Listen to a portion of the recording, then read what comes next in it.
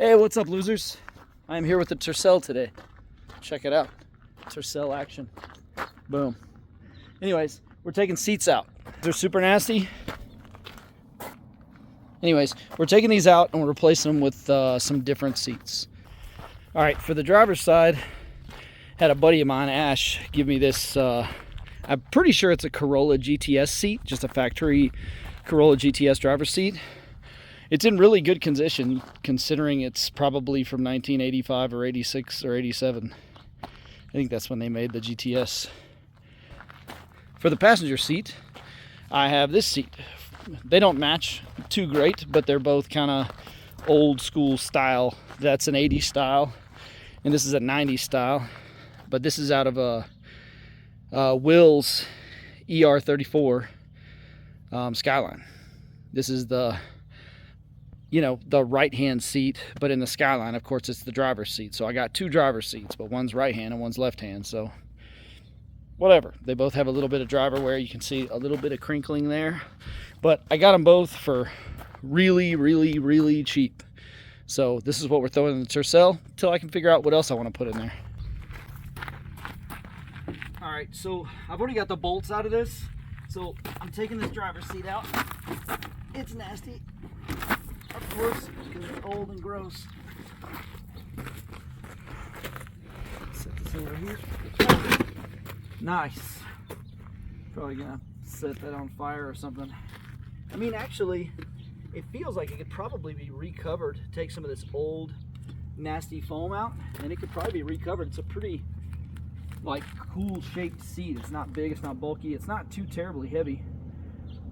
It's got a couple of seatbelt guides built onto it, and also the seatbelt receiver. So I don't exactly know what we're gonna do about that yet, but we'll figure it out when we get to it. Okay, so I figured out the seatbelt receiver thing. This one on the stock Tercel seat is bolted to the side, and I was thinking, hey, I wonder if that's true with the Skyline and the Corolla. So over here, I looked, sure enough, there's a bolt down in there that if I pull this off right here, probably bolt that right to there. And then on the Corolla one, over here, I think we have the same thing. Yep, a bolt right here that we can bolt it to. So we'll have a seatbelt receiver, which is good because we want seatbelts, because the whole reason we're doing this is because we have to drive 3 hours to a track day and then drive at the track. And when you're at the track, you don't really, you don't want to be loose in the car. You want to have seatbelts. So I took this off. There it is. There's the bolt I need to take out right there. I also found buried treasure in my seat. It was like wedged in here. And then the other one, I don't know, fell out from somewhere. What years are these? 93 and blah, blah, blah. What does that even say? 84? Is that an 84 core? That's funny. That's pretty old. Yeah, it is. So it looks like that will fit there. We just got to get this bolt out. It's got a little keeper on the back of it, so we'll have to get that off. And it looks like it'll be like the right size and everything. That's great. All right, let's get this passenger seat out. Seats are so easy to take out. They're always just like 14 here, 14 there, 14 and 2 14s in the back. Super easy. Sometimes there's like a little electrical connector underneath that activates the light on the dash that tells you if your seatbelts are buckled.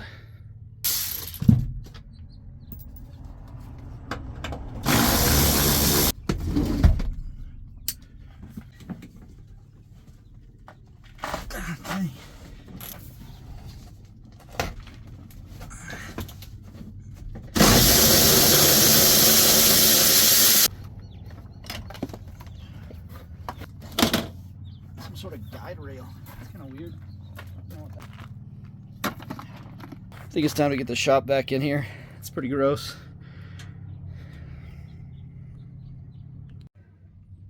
So I was going through the Tercel and I found my bunny head.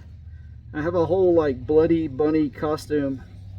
I think I was going to use it for a Halloween shoot this past year, but I don't think I used it, but I left it in the Tercel, so I probably won't take it to my track day, although it would be hilarious. I just can't see anything, so I have to like look directly at everything, which is super weird. Anyways, back to cleaning. So we're getting there. It's getting cleaner and cleaner. I decided to take the little center console off, and man, it's freaking dirty up under there. Like pet hair and just all kinds of grossness. I think it's a toothpick wrapper. Anyways, does anybody know what this is? Because whatever it is, Toyota did not want it to come off. This bolt is in there like freaking swimwear.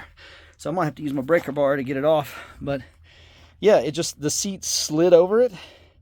And even when the bolt was like super tight, this was still, could still move. So I don't know what that's for. All right, so while I was in here, I decided to just do all the things. So I'm currently taking the shift knob off, and my lovely assistant, Becky, hello. Hello. She is going to attempt to make me a new shift boot tonight. Here you go. There you go. There's that gross thing. Apparently she likes to play with like gross, nasty crap like that. It looks like a witch's hat. Oh. Anyways, we're still on the hunt for buried treasure. I think there's a cigarette butt in there and like a Radisson pin way down there. Some other stuff, but yeah, we're gonna try to get this off and do some more cleaning. This isn't really track day prep stuff, but while we're in here, we might as well, right? Yep. So on our treasure hunt, we managed to find a Newport cigarette butt and a lighter with no safety, which means it's probably pretty old. And guess what? It freaking works. That's freaking crazy. It says A lighter on the side of it. Obviously, it's A lighter.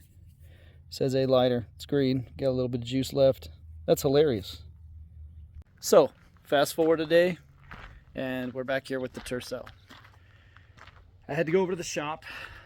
I didn't record any of it. It was a lot of cutting and welding and grinding. I think I used almost every impediment in the shop. I used the vise. I used the angle grinder. I used the bandsaw, the bench grinder, the bench wire wheel, the belt sander, the MIG welder. What else did I use? Lots of hand tools, the broom to clean up. Yeah, I used a lot of things. Anyways, here we are. And let's do the roof. How did we do?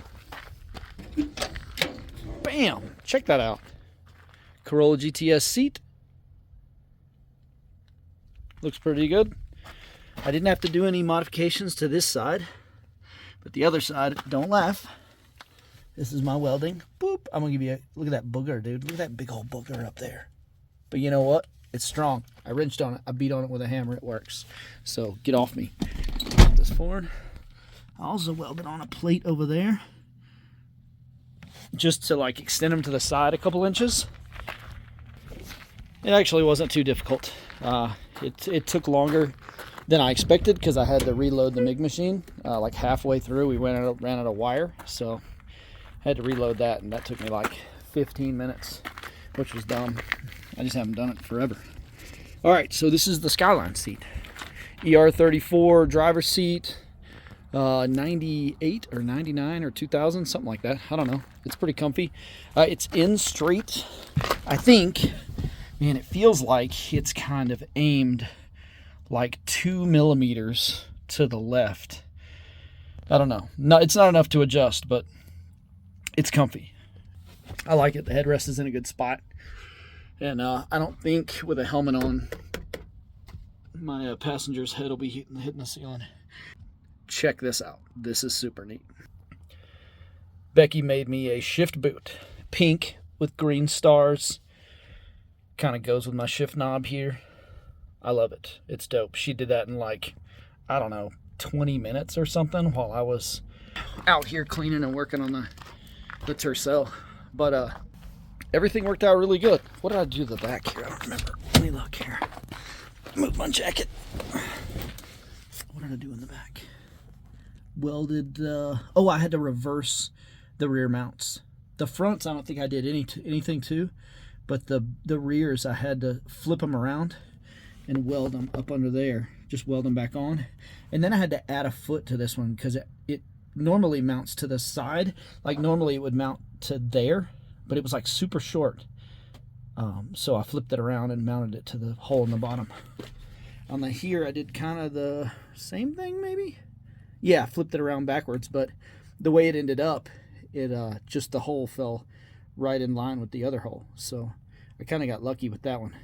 The Skyline seat took a little longer than the Corolla seat, but I think that's just because I did that one first, and so I had to like kind of reacquaint myself with the welder. Plus I had to change the wire while I was doing the Skyline seat. But the Corolla seat was just welding on 2 tabs and then drilling holes in the tabs, and it kind of worked out. I think one I had to cut off and then re-weld because I put it in the wrong place. But I don't know, it worked out okay. I actually enjoyed it. I enjoy doing fabrication in the shop. Just, it's you know, it's always a pain to get started, you know, to go over there, get out all the tools, fire up the welder, make sure the heat's right, the wire speed's right, all that kind of stuff. That kind of is bothersome. Anyways, so we got it done. The moral of this story here is we got it done. And they look good and they feel good. This Corolla seat actually sits lower than the factory Tercel seat, which is really nice. It's softer, more comfortable, and it's got like a cool seat adjustment. It makes the seat do like this thing right here. The Skyline seat actually has 2 different like turning knobs, so this is actually a pretty significant upgrade for this car. This like tilts the front up or down, and the other one I think tilts the back up or down, which is really cool. Plus I got pockets in the back now, which is really nice. Let's just go and look at the Tercel seats and remind ourselves how crappy they were. Nice. Here. Oh, idiot. So we got a track day. We're leaving out for Deming tonight, and then we got a track day tomorrow. Deming is 3 hours from my house, so we're gonna be doing some track prep today. I'm gonna shoot a video on that, and I'll shoot a video on the track day tomorrow for anybody who's interested in Tercel track day content. It should be pretty interesting. I'll definitely be the slowest and lowest horsepower car there. Yeah, I think this thing has 78 horsepower at the crank from the factory, but at this point it has over 150,000 miles on it, and like, I don't know. I hope to put it on the dyno one day and get some numbers, but who knows if that's gonna happen. So yeah, look for the track prep video next, and then the track day video after that. But until then, later, losers.